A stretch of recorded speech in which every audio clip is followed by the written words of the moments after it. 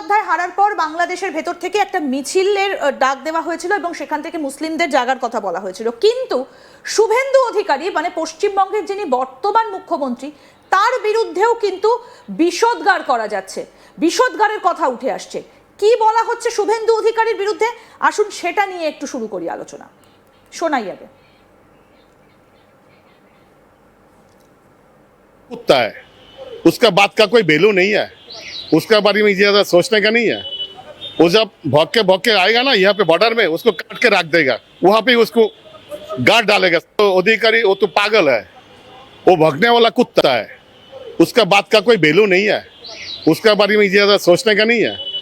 वो जब भौक के आएगा ना यहाँ पे बॉर्डर में, उसको काट के रख देगा, वहां पे उसको गार्ड डालेगा। देखो वो कुत्ता है, सरे वो कुत्ता है, वो गद्दी के लिए भागता है। अभी गद्दी मिला उसको, ठंडा हो जाएगा, ठंडा नहीं होगा तो डंडा मारेगा हम लोग, कोई ना कोई तो उसको मारेगा जरूर, छोड़ेगा नहीं है।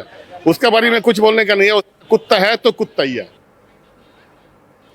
এইভাবে কেন একটা রাজ্যের মুখ্যমন্ত্রীকে কেন টার্গেট করা হবে? ইনি বাংলাদেশের বাসিন্দা। হ্যাঁ, র্যাডিক্যাল মাইন্ডসেট, দেখুন র্যাডিক্যাল মাইন্ডসেট একটা অসুস্থতা, একটা যেখানে জানলা দরজা নেই এরকম একটা ঘরের মধ্যে যদি আপনাকে রেখে দেওয়া হয় আপনি সাফোকেটেড হয়ে যাবে, অর অ্যাডাপ্ট হয়ে যাবেন যে এটাই ন্যাচারালিটি।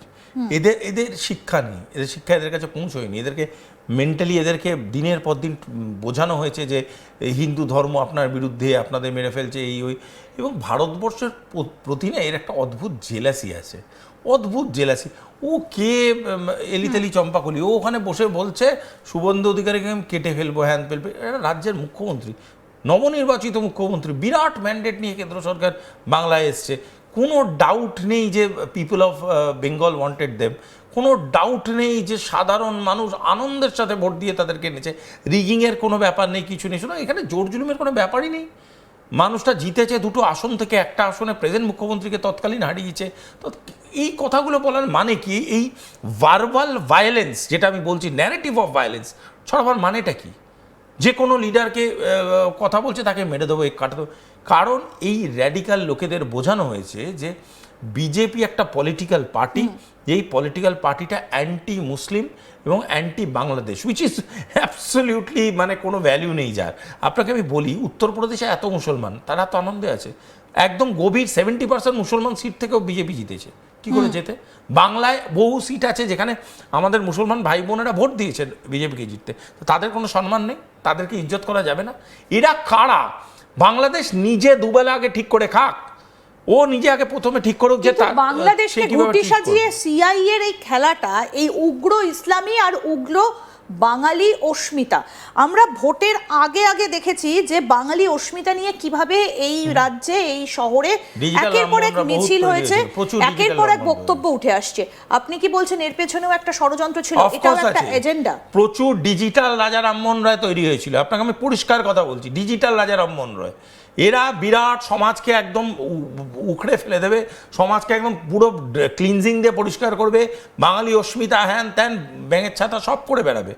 পয়েন্টটা হচ্ছে এদেরকে যদি আমি বারবার বলছি, কোনো লোকের ন্যারেটিভ বুঝতে গেলে না তার সোর্স অফ ইনকামে যান, কোথা থেকে পয়সা পায়, কার জন্য কথা বলছে, কেন কথা বলছে, কথা জাস্টিফিকেশন কী আছে।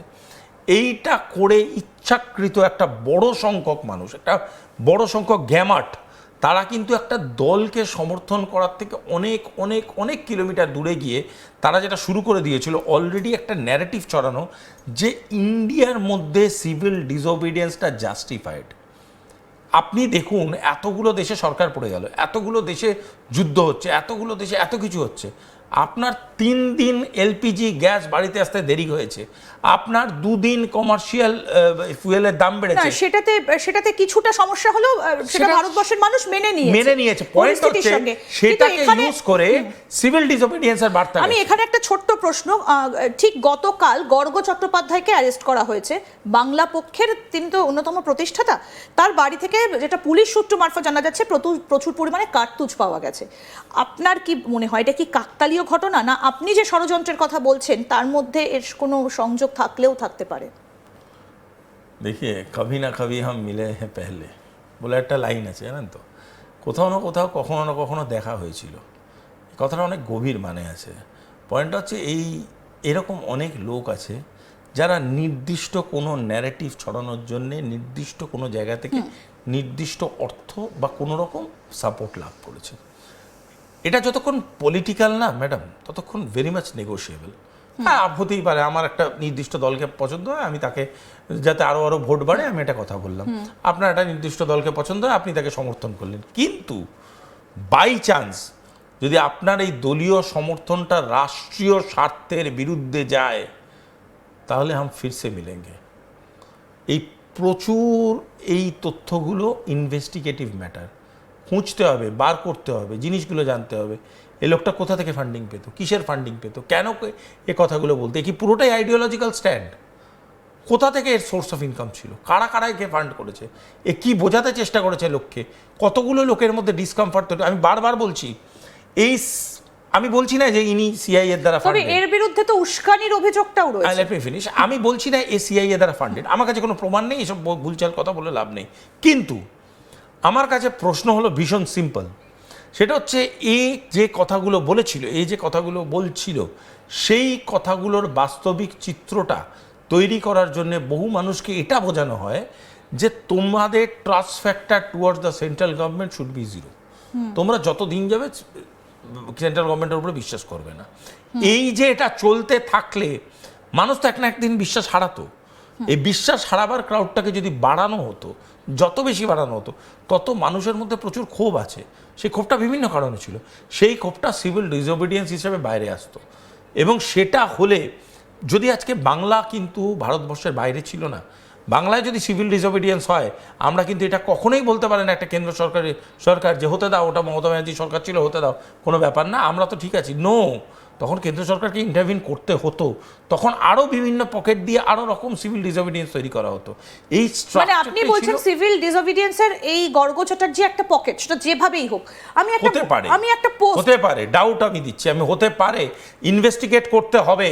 আর এই ইনভেস্টিগেশনটা শুধুমাত্র পোস্ট একটু দেখাই আপনার কথা বলতে বলতে, একটা পোস্ট আমার প্রোডাকশন টিম আমাকে তৈরি করে দিল। এই যে গর্গ চ্যাটার্জির একটা পোস্ট, যদি না চাও যে তোমার তৃণমূল বিরোধী ভোটে জেতা বিরোধী দলের বিধায়ক তৃণমূলে যোগ দিক, তাহলে সিপিএম সহ বামফ্রন্ট প্রার্থীদের ভোট দাও। মানে এইগুলো কি একটা ন্যারেটিভ সেট করা?